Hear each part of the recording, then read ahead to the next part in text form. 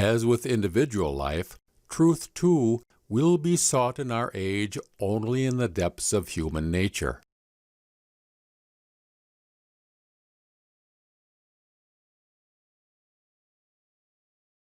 There are two well-known paths described by Schiller, the path of outer truth and the path of inner truth.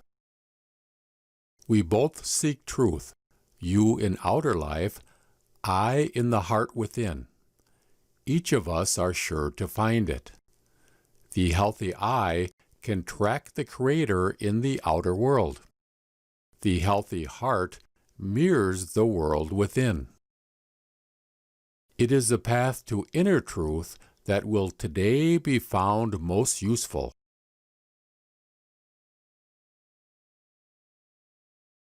Truth that comes to us from outside always bears the stamp of uncertainty.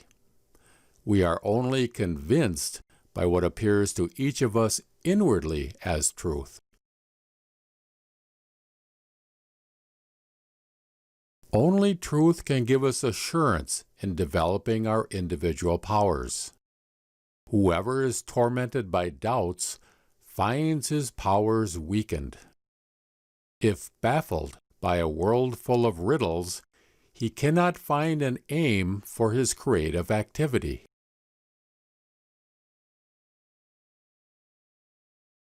We no longer want to believe, we want to know. Belief demands the acceptance of truths without having the insight to wholly comprehend. Not having full insight goes against our individuality that wants to experience everything in the depths of its inner core. The only knowing that satisfies us is the kind that submits to no external norm, but springs from the inner life of the personality. Nor do we want the kind of knowledge that has been encased in rigid academic rules and stored away as valid for all time. Each of us claims the right to start from the facts we know, from our own direct experience, and from there advance to knowledge of the whole universe. We strive for certainty in knowledge, but each in his own way.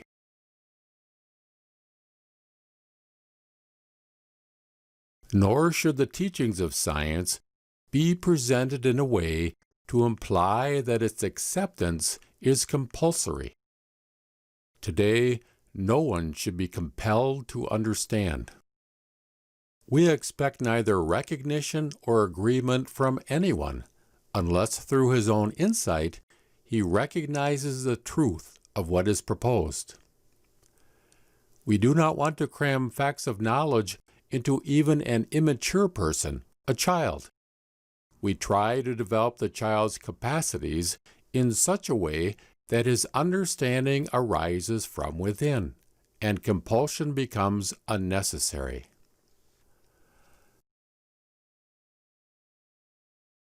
I have no illusions as to the characteristics of the present time. I know how much a stereotypical attitude, lacking all individuality, is prevalent everywhere. Many flaunt a way of life that follows only the current cultural trends.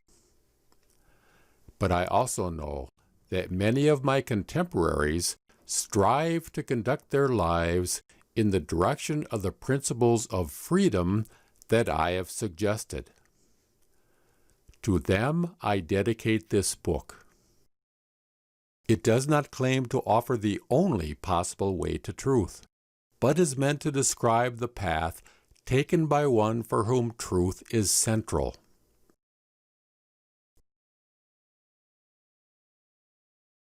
At first, the reader is led into abstract regions, where thought must draw sharp outlines to reach clearly defined positions. But the reader is also led from arid concepts into concrete life.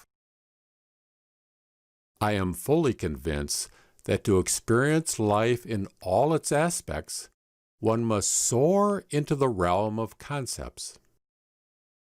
Whoever is limited to the pleasures of the senses misses the sweetest joys of life. The Oriental sage requires his disciples to live a life of resignation and asceticism for years before he shares with them his knowledge. The West no longer demands pious exercises and ascetic practices to attain knowledge. It does require, however, a sincere willingness to prepare for science by withdrawing oneself a while from the immediate impressions of life and entering the realm of pure thought.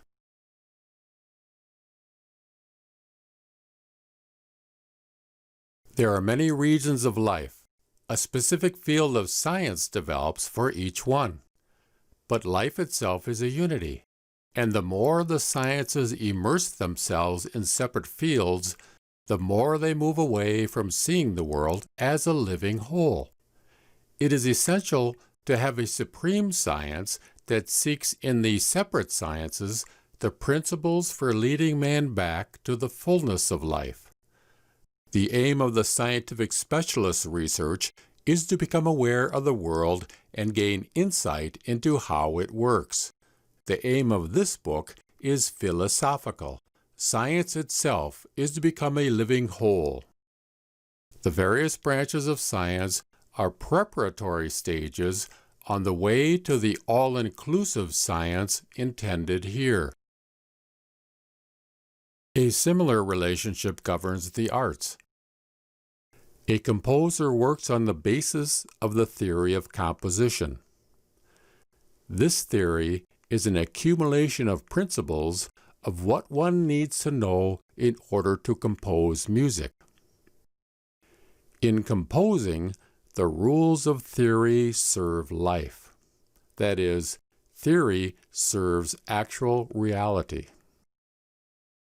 In the same way, philosophy is an art. All genuine philosophers have been artists in the conceptual realm.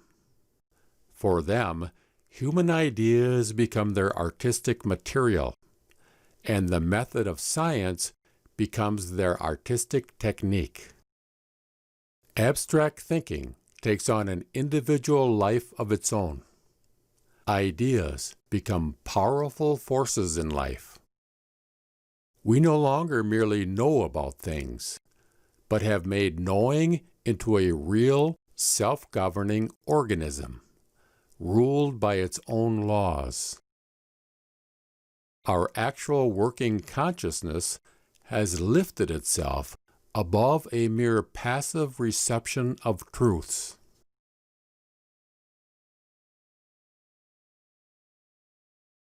The main theme of my book concerns these questions: how philosophy as an art relates to freedom, what freedom is, and whether we do or can participate in it.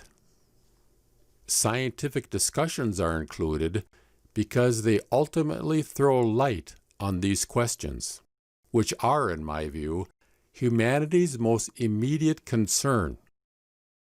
These pages offer a philosophy of freedom. All science would be nothing but the satisfaction of idle curiosity if it did not elevate the existential value of human personality. The true value of the sciences is seen only when we are shown the importance of their results for humanity. The ultimate aim of the individuality cannot be the cultivation of only a single capacity. Rather, it must be the development of all the potential that slumbers within us. Knowledge has value only by contributing to the all-around development of the whole of human nature. This book does not regard the relationship of science to life in such a way that the human being must bow down before the world of ideas and devote his powers to its service. On the contrary, it shows that he should take possession of the world of ideas and use them for his human goals. These extend beyond those of mere science.